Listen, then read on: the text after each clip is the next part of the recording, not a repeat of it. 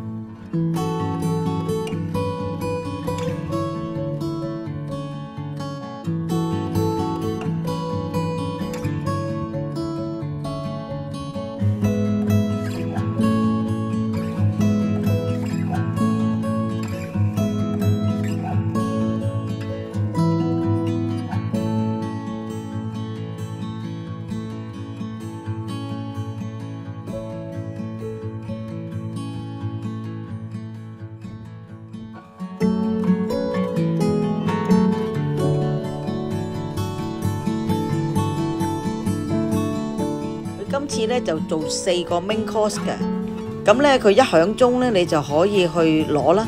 第一個呢咁呢個就係呢個魚生飯，好新鮮，好食。不過我都係食咗1碗。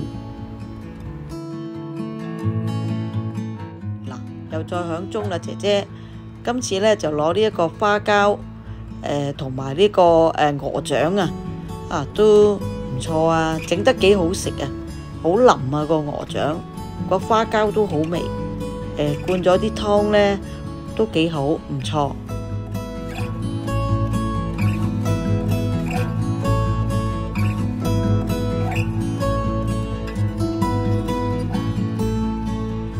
第3道呢就係火焰龍蝦啦，佢就攞啲龍蝦湯，就燴啲龍蝦，跟住呢就落啲火焰啦。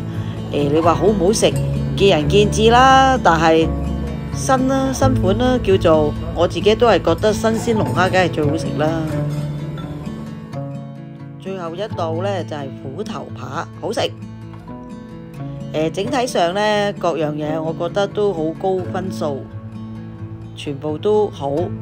可以呢，你哋過嚟食下啦，唔錯啊！我覺得佢好過尖沙咀嗰間海悅。